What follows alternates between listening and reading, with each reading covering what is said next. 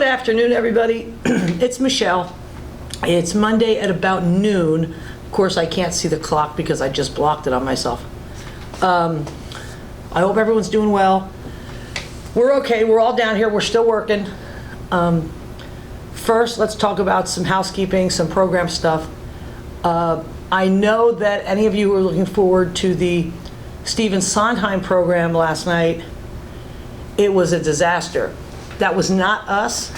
That was Broadway.com's technical issues. So they fixed it, they ran it late, but we can air it tonight. So I've switched out tonight's ballet for the Sondheim concert. I'll get the ballet on again at some point, but the Sondheim concert's really good, and I think you're gonna like the Meryl Streep, Christine Baranski, and Audra McDonald skit, as well as a lot of the other ones.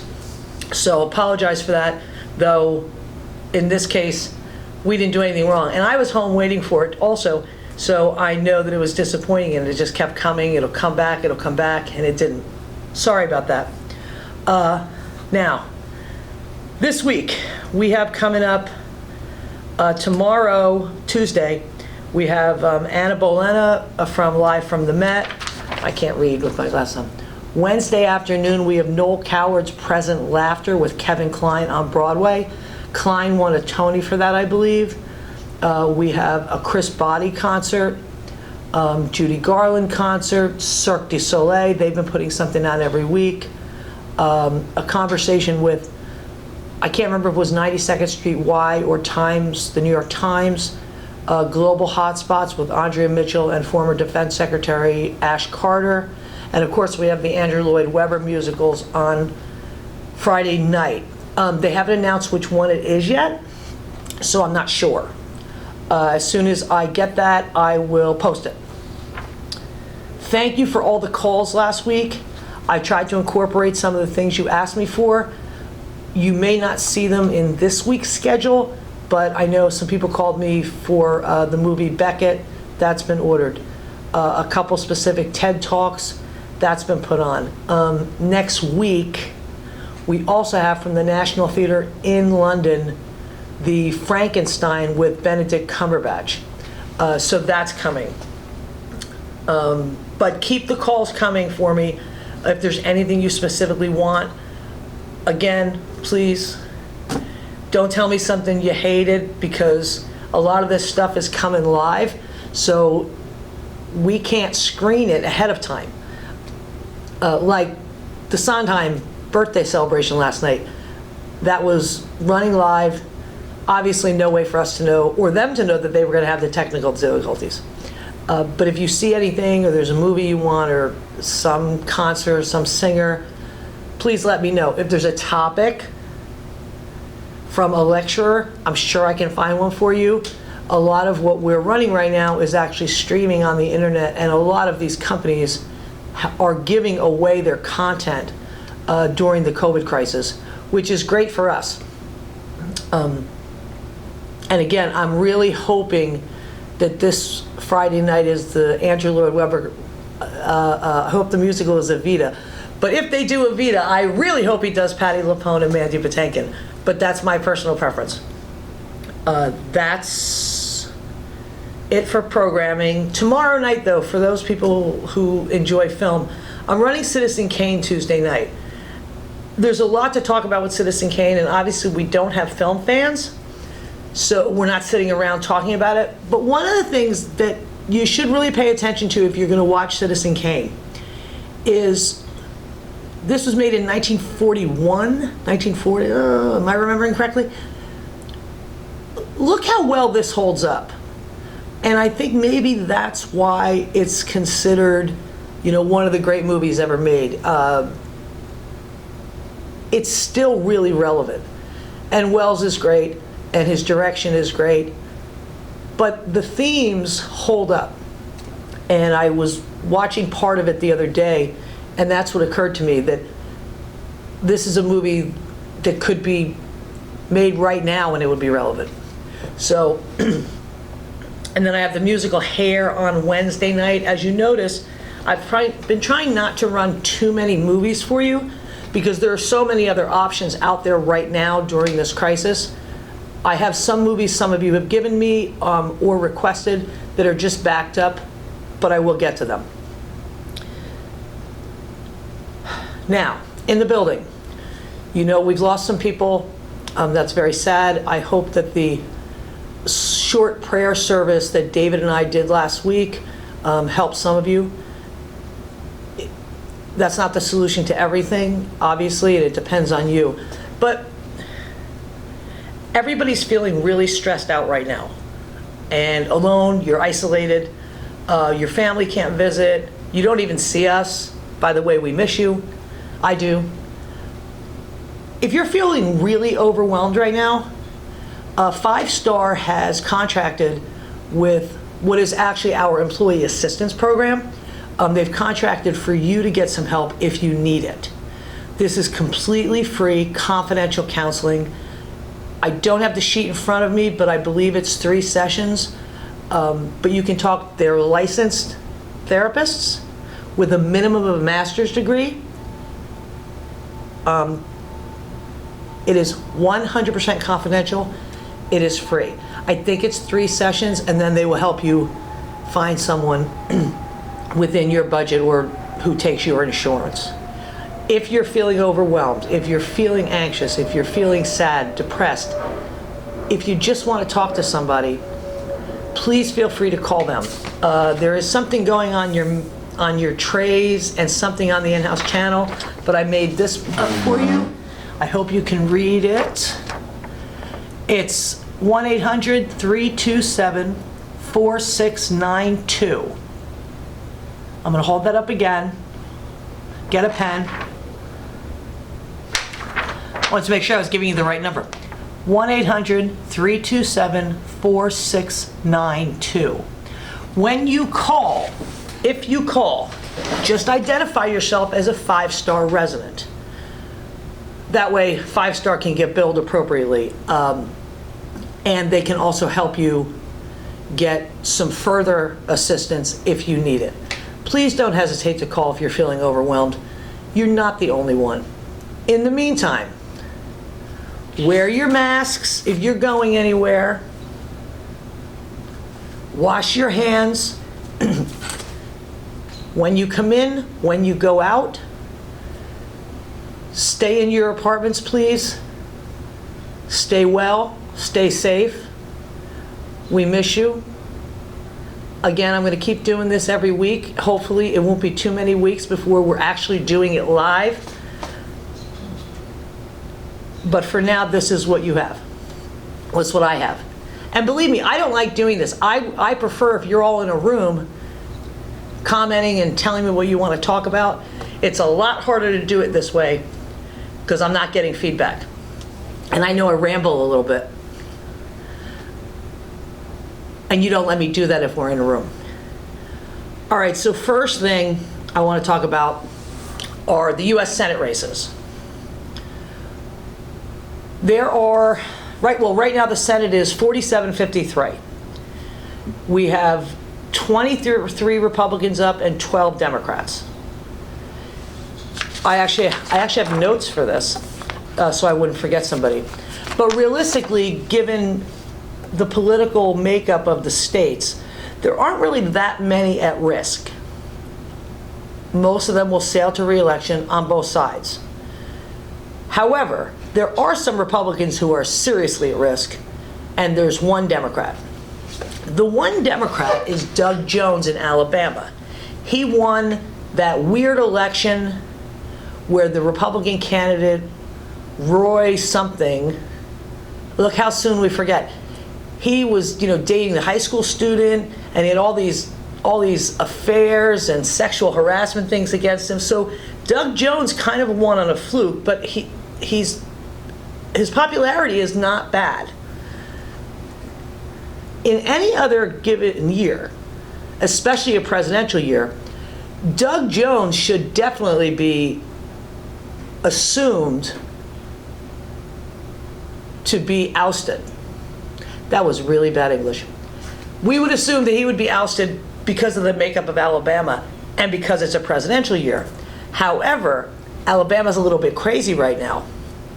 Why? Because of the current occupant of the White House. So you have Doug Jones, the Democratic incumbent. On the Republican side, they had one primary already, but now they're going into a runoff in July. The runoff is a guy named Tommy Tuberville, that is his name. He's a former football coach of what I don't remember. He is a Trumpian. Trump endorsed him. Why did Trump endorse him? Why did they get involved in a primary? Any of them. Why? Because who's the other candidate? Jeff Sessions. Yes, the former Attorney General, former Senator of Alabama. No one's exactly sure what's going to happen because it's going to depend on turnout in the Republican election, in the Republican primary. If the Trumpians come out, Tuberville will win. If they split, Sessions will win. But then here comes the big question. Is the other candidate going to launch a third-party campaign just because they can't stand each other? And if Sessions gets the nomination, is Trump going to be attacking Sessions and therefore helping the Democrats? Who knows? And how mad will the Republicans be, or the Trumpians, if Sessions gets nominated and the president doesn't like him and he's campaigning in effect against him? Are they going to vote for Trump and then just skip the Senate line? I don't know. That would be great if we could hold the Alabama seat. And the more they fight, the more likely it is that Doug Jones will hold that seat. So we could have a surprise hold in Alabama. Not really counting on it. Who else is in trouble? That seems to be the only Democrat who's really at risk this year. Some of the Democrats have some leftist primary opponents, but that doesn't seem to be going anywhere in any state. What Republicans are at risk? A few. The key ones, Martha McSally in Arizona. Now, she lost the Senate race to Kyrsten Sinema in 2018. So how's she in the Senate, if you don't remember? The sitting Senator, John Kyle, who was appointed after McCain passed away, then stepped down. The governor appointed Martha McSally, which people in Arizona were not thrilled about because they had just actually voted against her, and now she's in the Senate. She's done nothing to really engender any confidence or like from the voters in Arizona. So she would have, even if she had won in 2018, that was a really tight race, and she then is in the Senate anyway. Now, who's running against her? This is the key. Mark Kelly. Why do you know his name? Mark Kelly is the astronaut who is the husband of Gabby Giffords, the congresswoman who was shot in 2000 and I don't remember when, 2010 I think. He has raised a huge amount of money. There's a lot of like for Mark Kelly and Gabby Giffords versus Martha McSally. I think that Arizona race is going to depend upon turnout and what's happening in the economy and the border wars, because Arizona's on the front line of the border wars. By the way, expect the border wars to come back up because Trump will bring it back up to rally his rabid followers. But Mark Kelly could take that. That'd be one win. Cory Gardner in Colorado. There's no primary till June. I'm not sure, and I'm not going to predict who's going to win that primary. But Colorado has been trending Democrat, and it really is a toss-up state across the board for the last couple years, last couple cycles. And in a presidential year, given what's gone on with this occupant of the White House, the president's not polling well in Colorado and hasn't been, so that could give the Democrats a win there. I hope so. My favorite incumbent, well, my favorite race, Susan Collins in Maine. She has to go. You know my opinion about her. There is a special place in hell waiting for her. She is not popular in Maine right now for a variety of reasons. The Democrats have a July primary there. Who looks to be the leader of the pack right now is a woman named Sarah Gideon. She is the Speaker of the Maine House of Representatives. She's raising money. She is popular. She has a pretty decent lead against Collins even now. And the women's groups have all pulled their money away from Susan Collins. And the problem with Susan Collins is this. What's the old phrase? You dance with the one that brought you. And though she's a Republican, she's always been a liberal, moderate Republican, particularly on social issues. And she has enjoyed the support of the women's groups, of environmental groups, of some traditional liberal groups. After her behavior during the Kavanaugh hearings, she's lost that support. So she's having a difficult time raising the kind of money that she's accustomed to raising.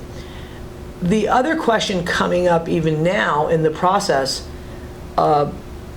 is if she starts getting money from the traditional Republican sources, what is she going to owe them after that? And Maine voters are pretty savvy and they know a price will be paid.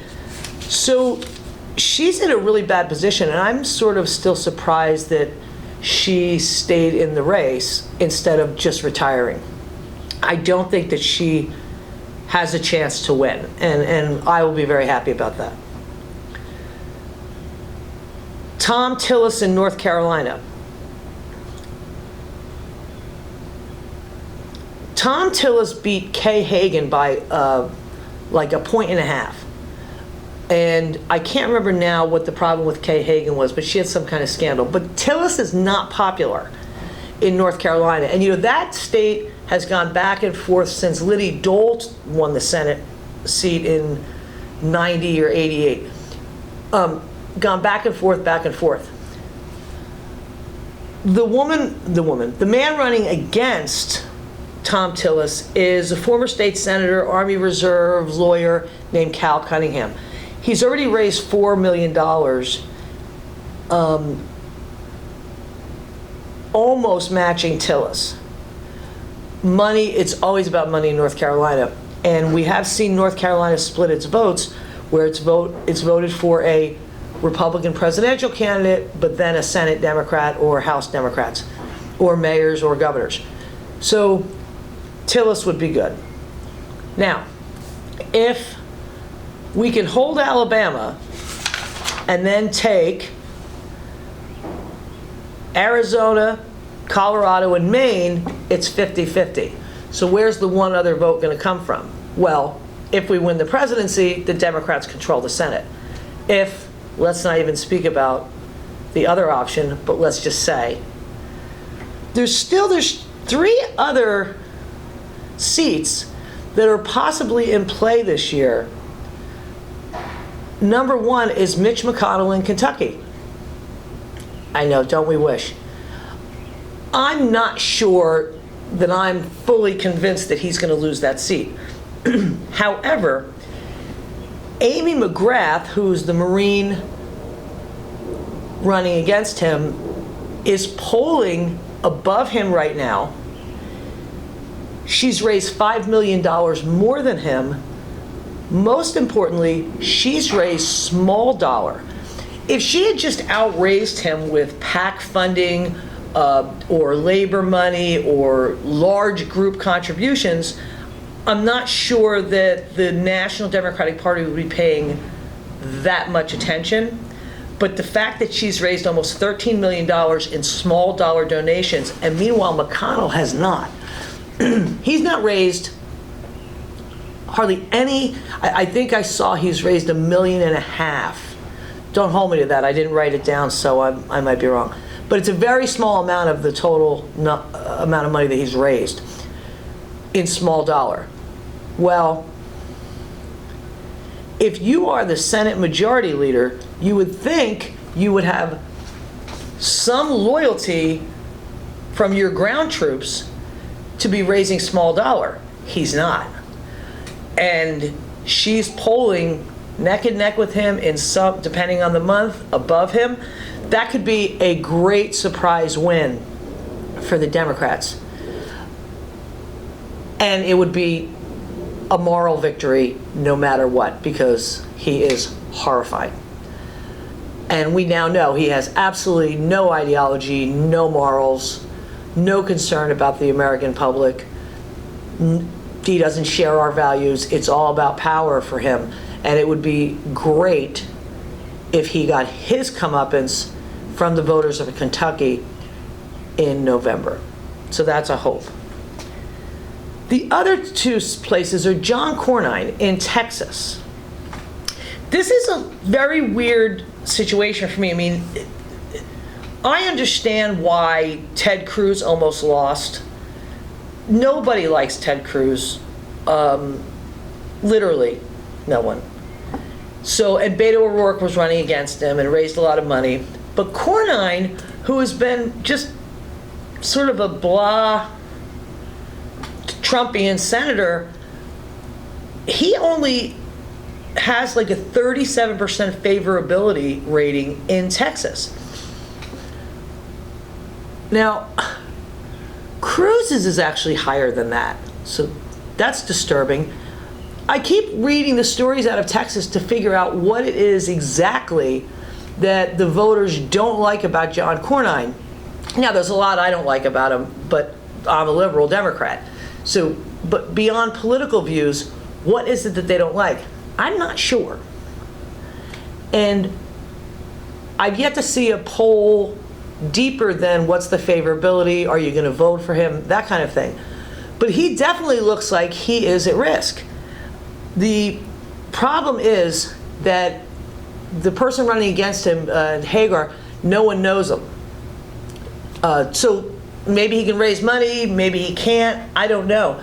But a sitting U.S. senator at 37% favorability with no obvious scandal or issue is not good going into a general election. And also, especially this year in Texas, because Texas looks like it's turning.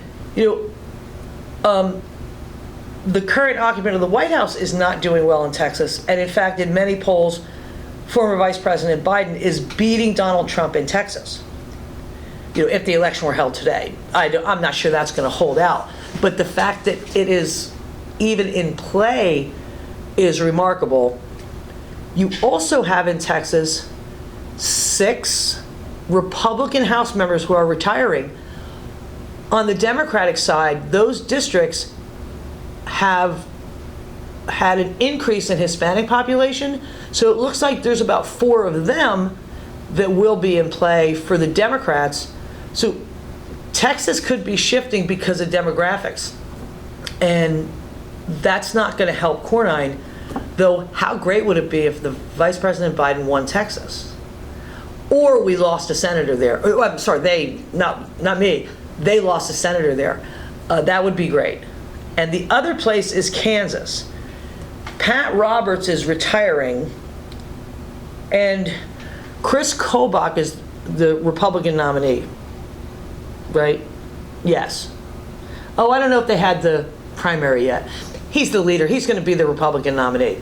He's the former Secretary of State who Trump loves, who instituted all of those voter ID laws and purged the voter polls of primarily poor and minority voters. Because of him, the state had to pay out. There were 4 or 5 lawsuits by the ACLU over that. He's also a birther, and he was involved with the Trump Election Integrity Commission. Remember that? claiming that all these people were voting illegally and all that, and that turned out to just not be true. So he seems to me to be a really weak candidate anywhere because he has a lot of baggage. The Democratic candidate appears to be right now Democratic State Senator Barbara Bollier. She is leading against Kobach right now, but it is a presidential year, so I don't have too many hopes, like the other states, that Republicans are necessarily going to turn on a Republican, except if she can make an issue of how much money Chris Kobach cost the state, because come November, we're still going to be in a recession and people are going to be hurting economically. And if you can tie him to part of that economic decline and how much it costs the state, and you can make it real for people, and that can be part of your message, that in fact he's dangerous, look what he's already cost us, and now we're going to put him in the Senate. If she can make that case against him and make it stick, that could be the big upset of the year in Kansas, other than, of course, McConnell. So I have a little hope for Kansas. It just depends. Like everything does. We don't know what will happen tomorrow.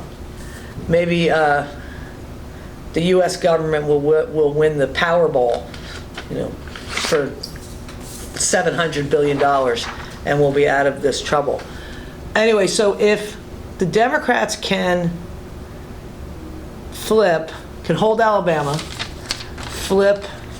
see, I can't read my glasses, Arizona, Colorado, and Maine, and then just take one of those, it won't matter what happens with the presidential race. I don't like to even think that, but I have to. The House Democrats are outraising the Republicans in a big way, and it does not seem like too many of our new House members are at risk, though one in New Jersey possibly.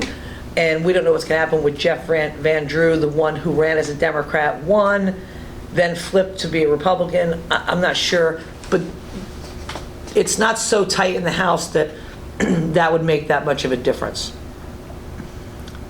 Let me check the time. I can't see the clock from here. Okay, I'm right on schedule. I have a light here that's blocking the clock in the art room, so I didn't think of that before I started this. All right, the Supreme Court this morning issued a bizarre ruling, which, if you remember long ago, when the Republicans were trying to dismantle the Affordable Health Care Act, one of the things that I talked about with all of you was how you could do that without owing the insurance companies huge amounts of money, because they had flipped their systems over. They had done all these things, and you had contracts with them. Well, apparently the Supreme Court agreed with me, because this morning they ruled that the federal government owes health insurance industry $12 billion.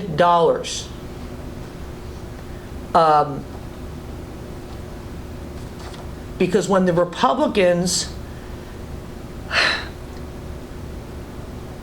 repealed part of the Affordable Health Care Act, though not the whole thing, there was a temporary fund in the health care law that was a buffer for health plans who had customers sicker than expected budget-wise. And in the new marketplaces, that temporary fund would go to the insurance companies to cover the expanded costs of treating people sicker than they imagined. Last year, the Republican House and Senate, before the Democrats took over the House, approved a rider barring Health and Human Services from using taxpayer dollars to fund that program. If you remember, they were called the risk corridors. So the insurance companies who were owed this money went to court, it's gotten to the Supreme Court, And the Supreme Court said, no, you have to pay it.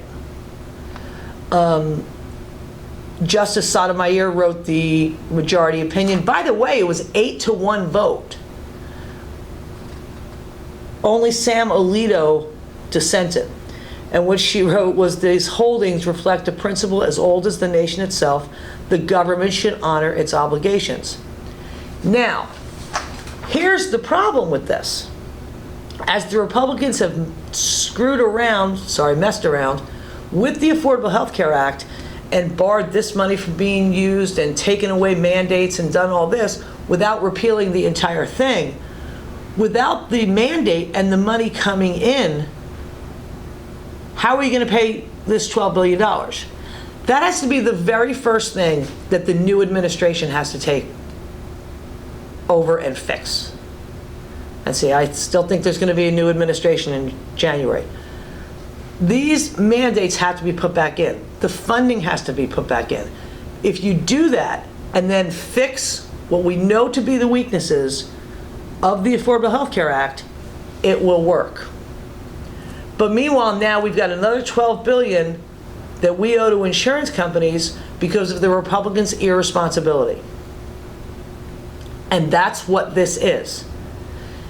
You cannot not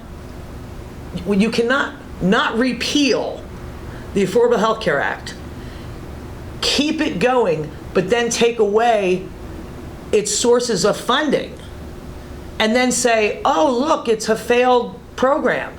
It's a failed program because you haven't followed through. So there's another $12 billion at least. Now, since they haven't repealed the other mandates, this $12 billion is probably going to turn into more and more, because any insurers who weren't on this in this lawsuit will still be entitled to repayment. Everything has consequences. Now, not to this Republican Congress, it hasn't. The Democratic Congress is pretty responsible right now, but not the Republican Congress, and certainly not this White House. Now, let's talk about last week's press conference, or COVID briefing, where the current occupant of the White House suggested that we use disinfectant to kill the COVID virus in people. And he did use inject, the word, and he said, well, you know, disinfectants, it kills it in 1 minute when you spray it. Couldn't we do something like that to test it into people's lungs? That's already done. It's called embalming. And now they, of course, came out and said, oh, he was being sarcastic. Well, if you've watched that clip, he wasn't being sarcastic. He was turning to Dr. Birx and asking her as though this was a legitimate inquiry by the president. Now, I am absolutely sure that every person ever who served as president in the White House, when faced with some kind of crisis or any kind of crisis, probably brought up some kind of ludicrous idea. I have no doubt. But those crazy ideas are what you discuss in meetings. You do not stand on a podium with the nation watching and question whether we can use bleach or Lysol in someone's body to kill a virus. Now, of course, people who are a lot funnier than I am and more clever were immediately on the internet. So what is on my car now, I just printed it out and cut it. You'll know it's my car in the parking lot. There it is. Biden for president. He won't inject you with bleach. Now, that is really funny, and I really like that. The problem with it is that it is sadly true. And I think that when we've gotten to the point in our political discourse where someone actually has to say, candidate A will not attempt to use disinfectant against a virus in your body, but candidate B might. It's time that candidate B goes. Though, the memes are very funny and the cartoons about it are very funny, and I do like them in the back of my car. And I will tell you that I've gotten so many honks and waves, people laughing and taking pictures. And it is funny, but again, it's just sadly true. Now, as of this morning, the president's aides, oh, I don't like calling him that, have been trying to get him out of Washington and to get him away from the press briefings. So, you know, after he suggested that we all get injected with disinfectant, so then he stopped taking questions at the briefings. But now it looks like he's not going to go anymore. As of now, we'll see tonight if he can keep himself away. But he tweeted out this morning that the briefings were not worth the time and effort, and he said he could be watching TV. That's what he tweeted this morning. He shouldn't be there because he doesn't know what he's talking about. And, you know, I don't watch them. I watch them later, or if I have it on, I mute it until Dr. Fauci or one of the other scientists is on, not his nonsense. Because any nonsense he spouts, I'll see later on the news, like the disinfectant idea. So once again, stop watching the news. Definitely don't watch that nonsense if he's on. Stay safe. Stay well. I miss you. I hope you're enjoying some of the programs. I think you're going to like the Sondheim program tonight, by the way. And that's what I have. Now, for next week, I'm going to do this the same time. I'm going to air at 3 o'clock on Monday afternoon. Between now and then, if there's something you want me to specifically address in one of these talks, please call me. And also, if there's something you specifically want to see, or if you see something where they're saying someone's doing something live on the air, because I can't possibly keep up with everything. Just give me a call. If I'm not there, leave me a message, but I'm there most of the time during the day. Thank you. Stay well. Miss you.